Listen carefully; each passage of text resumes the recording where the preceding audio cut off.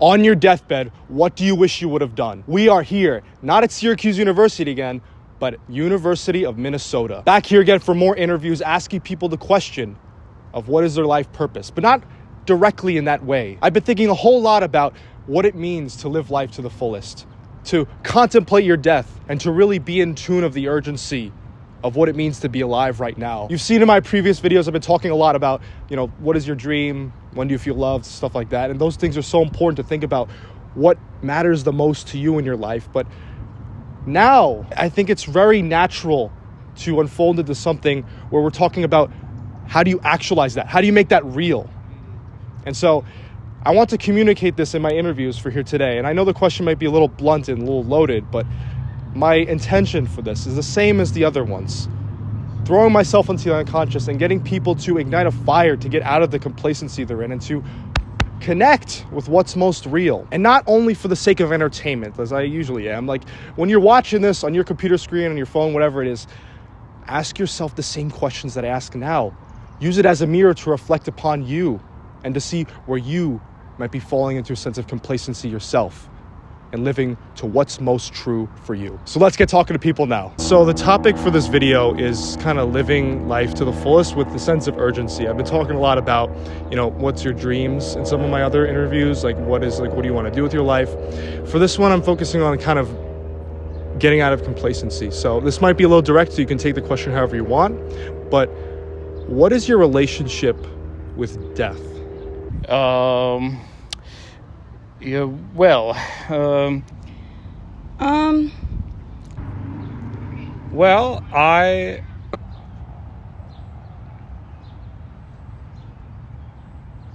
think, growing up, death kind of seemed like a pretty far away thing. I didn't really have too much experience with it. I was growing up, I'm still young, I know, everyone hopes that you have a long life, and so, I guess, I knew that death was a thing. I'm a Christian, so I follow Jesus, I follow the Bible, and, the Bible talks about heaven, and Jesus talks about heaven, so, that was, something I had on my mind growing up, but not, a ton. I was definitely a lot, focused on school and focused on just kind of, that next step to life. I'm not really, thinking about death too much. But I guess my mom passed away in November. So that really was I can't really ignore death anymore, I guess is what I'm trying to say. Death is real. And it affects everyone, I guess. So a big part of me dealing with the concept of death is me being a Christian and believing what Jesus said and trusting that Jesus' death on the cross is he did everything for me. So now I don't have to worry about death because I know I'm going to spend eternity in heaven with him. Yeah. And as you've had this pretty life-impacting event, how do you think that's changed your outlook on things as you've gone forward and now today? I think it's just given me a bigger perspective. Yeah. I don't know, in school, it's easy to just, focus on, the next thing. I don't know, in high school, you're all right, make it to college. College, you're all right, gotta, finish the semester and, finish this, get the next job and stuff. Not really thinking about the bigger picture of, what I want to, accomplish in my life, what I want to do, how I want to live my life. Or, actually makes me think more about how my day-to-day life affects my life as a whole almost. Well, obviously I'm not ready for it. I feel like I have a lot to do in this lifetime, and I want to do as much as I can before anything like that happens. So I'm very I guess I care a lot about how I spend my time and what I'm doing with it, and it's really important that I spend it wisely in doing things that will benefit me to the fullest, and just doing what will benefit me so then I'll be ready to die. I guess? Yeah. That's a very interesting question. Do you think people should be asking that question themselves in general? About death, thinking about it? Yeah, I mean, you never know what's going to happen, and you got to be ready for it, and, everyone's going to die eventually, and no one wants to have, regrets about their life and what they did with their time. So I think if you start to think more about what you're doing right now and ask yourself if it's worth it, and will you regret it in the end, or will you be happy that you succeeded or did what you wanted to do in that time that you had, I think it's important. Is there anything today or this week you might want to start doing, when you think about something like that, in terms of adding something into your life, doing more of, or removing something specific? That's a really good question. I feel like I'm already really specific with how I use my time, and I'm very good at being by myself. So if I want to do something, I'll just go do it. I don't mind being by myself at the beach, or hammocking by myself, or spending time alone. I'm really good at that. Because I found you're just enjoying yourself. And a lot of people are kind of afraid to do something like that, like being alone with their own thoughts, or just spending time with themselves. For anyone who may be resistant to doing that, or just kind of always needs to be around people, what advice would you give them in particular? I would definitely say try being alone and see how it affects you, and if it's not for you, then maybe get a little more in touch with why it's not for you, or why you can't spend time alone. Maybe there's an attachment issue, or fear or embarrassment of some kind, but there's so many people that just hang out by themselves, and it's completely fine, and you know how to have fun and do what you want, and you don't have to fight with somebody about what you want to do that day. You just get to spend your time doing what you want. Exactly. You want. As you live your life, you're glowing with passion in ways I very rarely see with a lot of people. Right. Thank you. And in relation to that, with living your life to the fullest, knowing how much time you have left, what is your relationship with death? Right. So it's I mean, if I want to elaborate on that, I don't say that it's something that I don't think of, right? Because I believe that everyone has a time limit, right? No matter if you're young or old, that time will eventually get there. But the idea is that how do you want to get that, do you want to be like a normal person in a society where nobody can count on you, nobody can give you credit, or do you want to be someone who actually is who actually has been helpful, Yeah. So because I say this because I have seen many people, even in my family members, right? So I mean, as they grow older, they don't change, so it's they have this constant speed, they say, okay, let me just do this, let me just do that, let me just get it over with, they're like robots, right? Being programmed to do things that they have already done in their lives.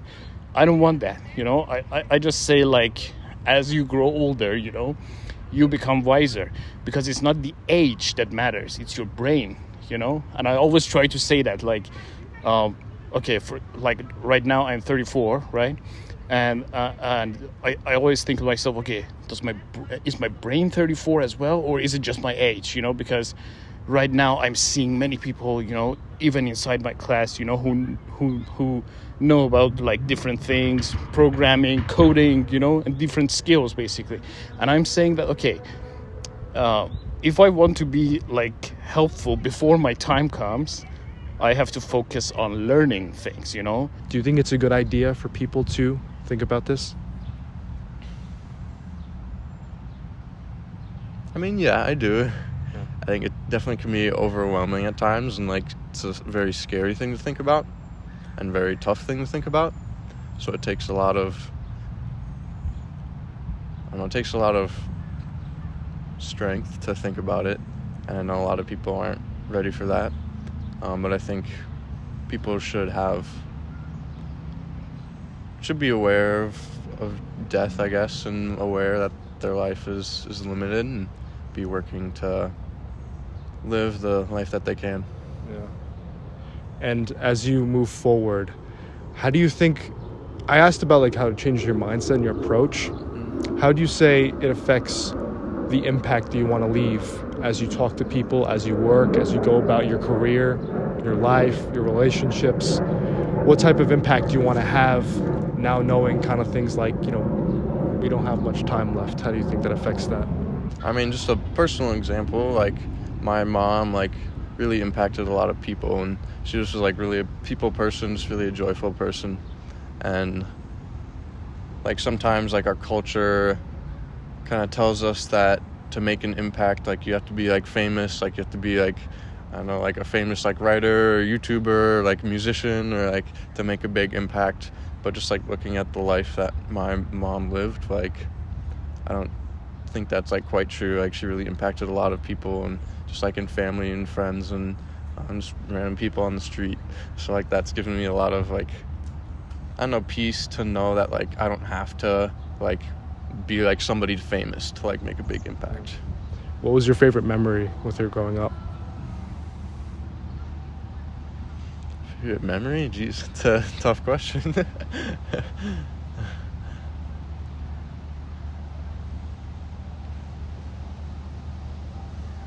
I mean, just one memory that's off the top of my head that really stuck with me was after we got the cancer diagnosis.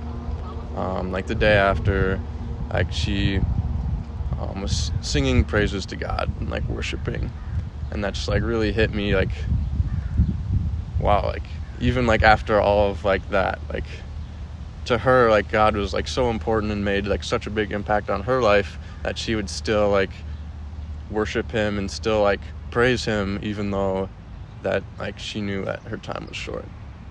So that's just one memory that had like a really big impact on my faith journey and my life journey as a whole. That was just last summer, so about a year ago. And like what I'm really getting from it, kind of what you mentioned, it was like really showing you that it doesn't really matter like how famous you get or what like attention. It's just the impact and the love you share with other people around you, and like that. Mm-hmm. If that's accurate, I don't know if that's what it sounds like to me. I mean, yeah, just like loving people and showing them the love that Jesus showed me and my family and showed my mom, and just being able to share that with people and point them to him. Yeah. And for anyone who might be going through or have gone through a similar time, what advice would you give them about just like being with life and just, navigating stuff like that? I mean, it's hard. Like, I'm sorry. Like, it's not an easy thing. But I would, like, for me, I found so much hope, so much joy, so much peace in Jesus that I would encourage you to seek after him. Yeah. And yeah, just find family, find friends to go with that. And know it's gonna be a long journey, but like you're not alone. You're not alone. Dude, thank you so much. Yeah, of course. If you had 1 year to live, how would you live out that year? And you could take a moment to like think about it, because I know it's a big loaded question. Yeah. But what would your general mindset be about living 1 year? Gosh, I think if I only had 1 year left, I would stop trying to find, like, right now I'm looking for jobs to help me get more experience so I can go back to grad school. Instead of doing that, I'd probably just dive in headfirst into something else, like with animals? Probably. Because it sounds like it would be. Yeah, working with them more directly instead of doing other kinds of research. I don't know if that makes any sense. Maybe traveling more to see them in person instead of just like reading or watching documentaries about them. Yeah, something like that. And obviously lots of prosperity, great things coming, long life. But with that thought in mind, is there anything as you consider that you can take into, how you're going about your life now that you can start to do now. So you're not, because the idea is like, I asked this question because a lot of people, they put off things that they love to do until they realize it's too late. So do you think there's anything that you could start to realize or actualize with what you love and start doing it in the near future? Yeah, I'm not entirely sure. I mentioned wanting to like travel a bit more, whether it's for work or pleasure. I mean, I'm open to other things. I'm applying to jobs all over the country, and I'd be interested in looking, I guess, into, jobs that are further away. No hate towards Minnesota. I love it. But born and raised in Minnesota, went to college here. I'd like to get out and see a bit more of the world. Yeah. If that makes sense. What is your relationship with death? I sort of kind of comfortable with death. Maybe sort of used to death, really. My work, just from my workplace, I do work with quite a bit of death. Just with, cancer being what it is, being something that's kind of hard to approach, something hard to swallow. But I also lost all of my grandparents, actually, in probably the last 5 years, just sort of one after the other. And for almost all of them, I actually got to see them maybe the week or even day before. And so I've seen, what death looks like up close. And it made me realize that, one, it is terrifying. But two, that it's important to spend time with the people that you love, while you're still in the prime of your life. Because it can be tragic, seeing as, someone kind of falls apart, or being, not entirely all there, both, I'm sure, from, the person going through it, but also from those, watching you. And it's why it's really valuable, using the time that you have.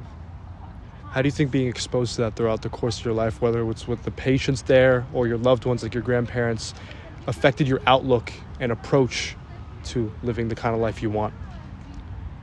Well, I suppose, kind of gives me a bit of maybe a bit of a bleaker humor, but essentially it makes me less hesitant, for certain decisions, or, willing to go and like splurge a little here or there, or, try to get out of the house when, I'm tired, or things like that. Yeah.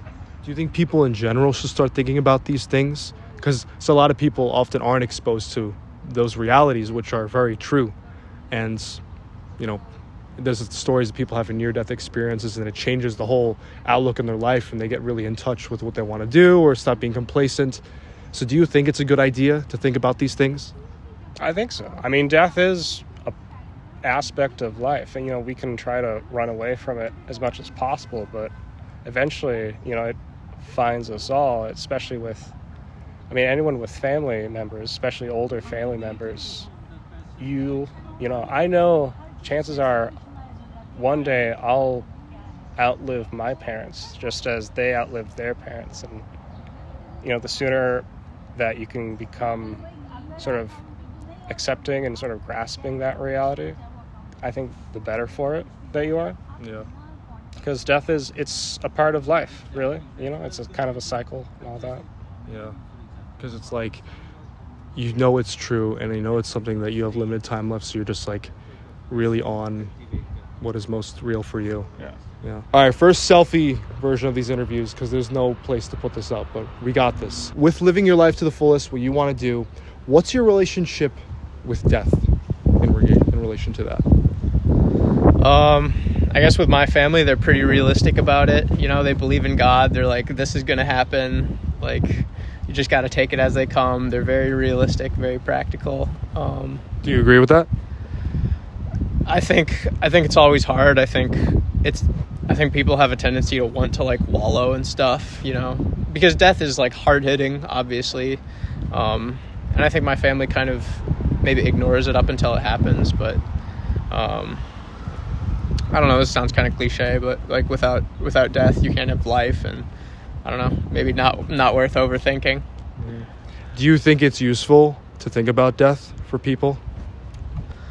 I think that's a big driver for people to do things. Like, I want to say, like, both here in developed countries where maybe, like, we have less experience with death, but also in places like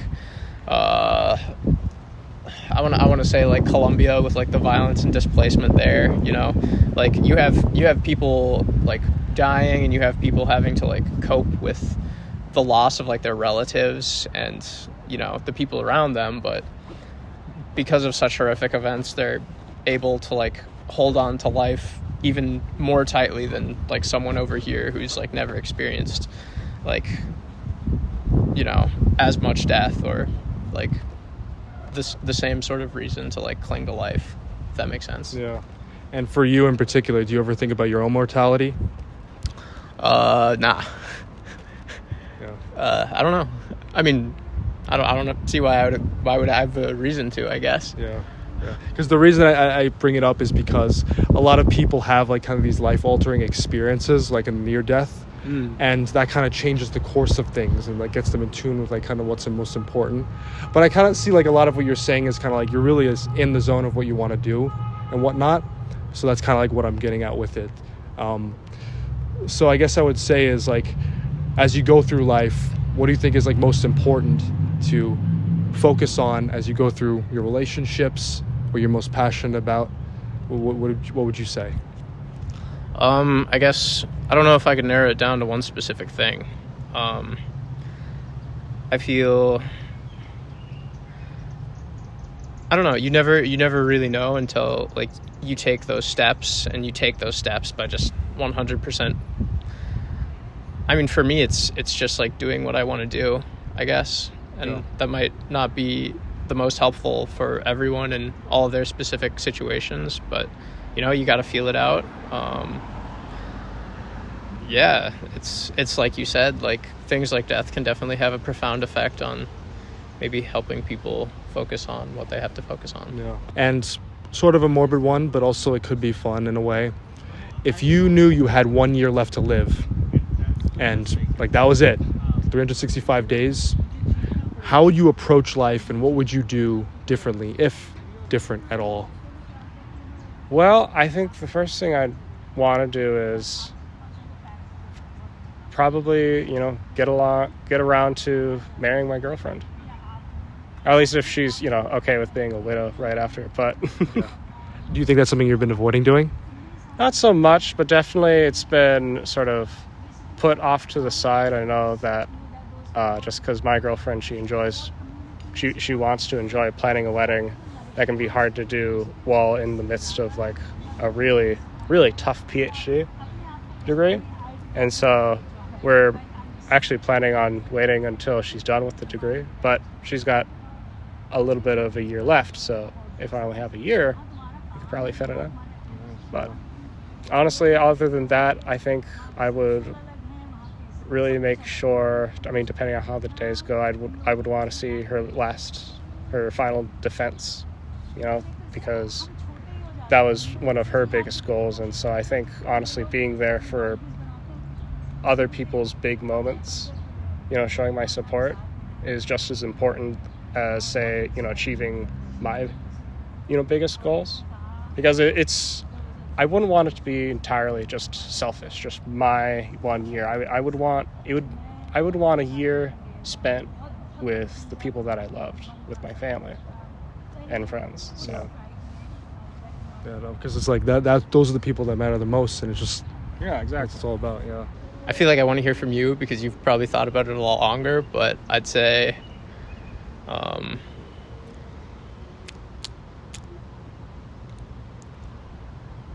I don't know, just keep doing what I was doing.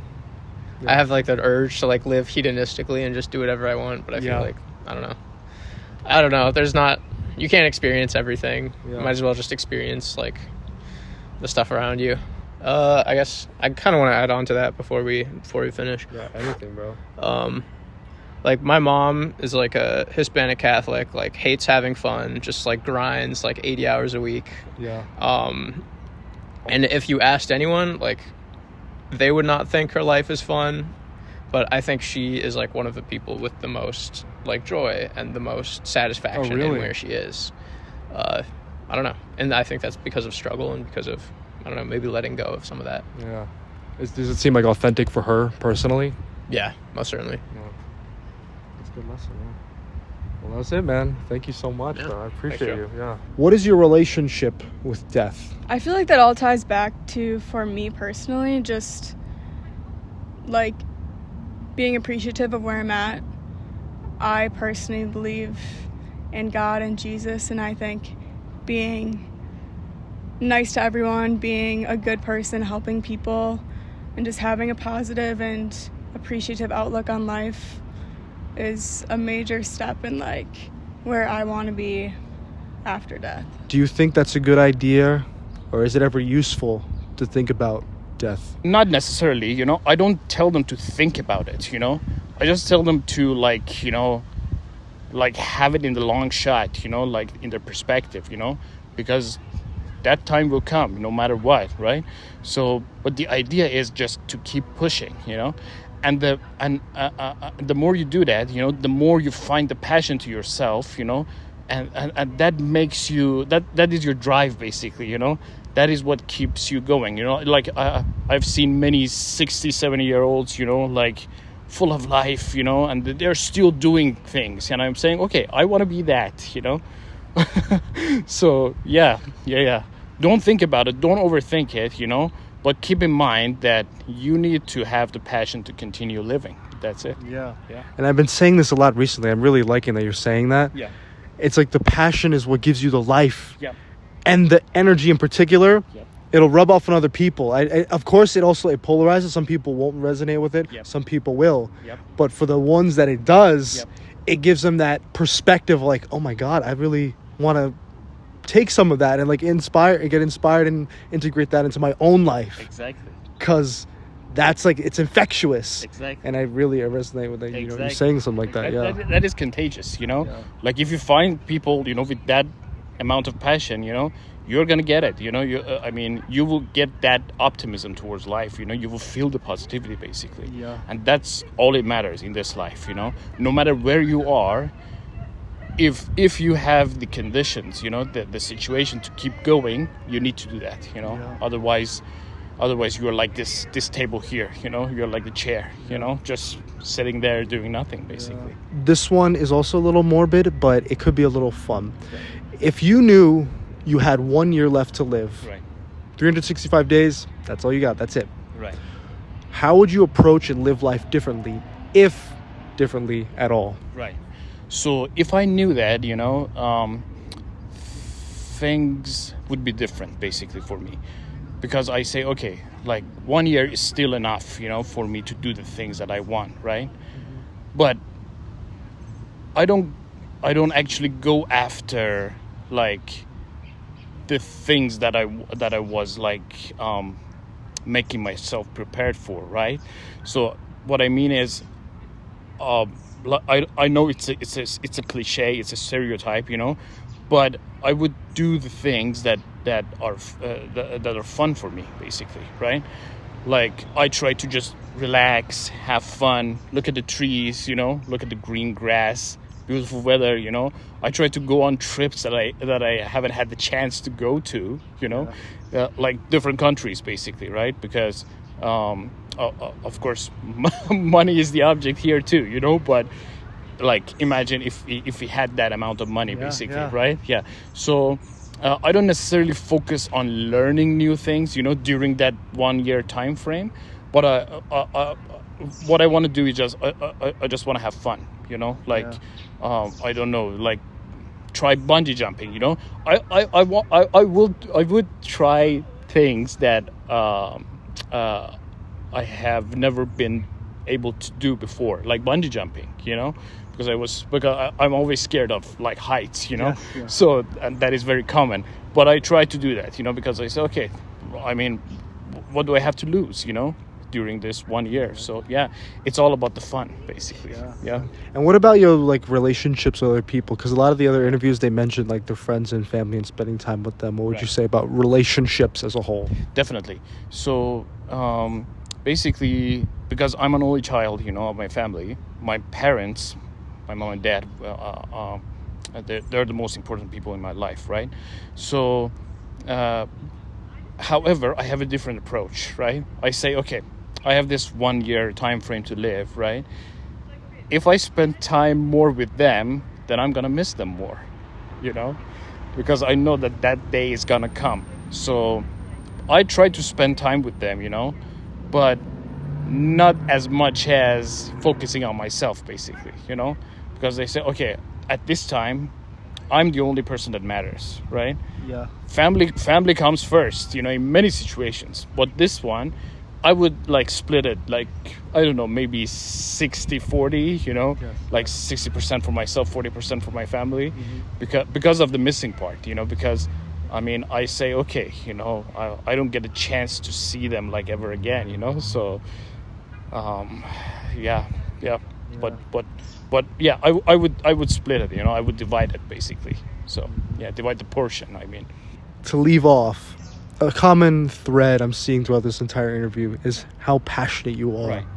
And that's a very rare thing. I can feel it's very infectious, and I really love that. I appreciate that about you. What advice would you give to someone who wants to live with more passion, and just sharing that about yourself? Well, what is it about you that allows you to live with such passion? Because like I said, it's such a rare thing. And whenever I find it, it's such a beautiful thing. So what would you say about that? So basically, what I would say about myself is that passion that I was referring to, it comes from the hope that I have for living, right? Because I say I might be over 30, but I'm still young, to learn new things, basically, right? And these opportunities don't come along that easily, right? So I always try to create an opportunity for myself, right? Yeah. I don't want to just stay inside a box, okay, and do nothing, basically. And I always one funny thing that I do is that I set a time limit for myself, right? Before I was 30, I used to tell myself that, okay, when you are 29 or 30, you should be able to tell yourself that you have done 80% or 70% of the things that you wanted to do in your life, right? Yeah. And I got it, basically, When I was 30, I finished my military services, because it's compulsory back in my country. You have to go, you have to spend like 21 months, Right now it's 24 months, basically. So I did that, I applied for an American visa, which seemed like impossible for me because of the conditions, and like the political situations, that we are facing these days. Yeah. But I got it, Now, at 34, I'm saying, okay, when I'm 40, or 39, then I should be able to tell myself that, okay, now I'm an important person, not through the eyes of the society, to myself, basically, I want to be someone who people I want to be someone who people can depend on, basically, right? So what I always tell other people is that, like, find a drive, don't stay in a closed box, like, just try to get away. Exactly. Yeah. Even go traveling, when you go traveling, you see a lot of different cultures, right? Different people, and then you tell yourself, okay, maybe this is not the only culture that I want to know of, don't know about. Sorry, maybe it's like other things that I want to see, other people, how they react. So yeah, just be open to yourself, like find that thing, that drives you the most, basically. That's it. Yeah.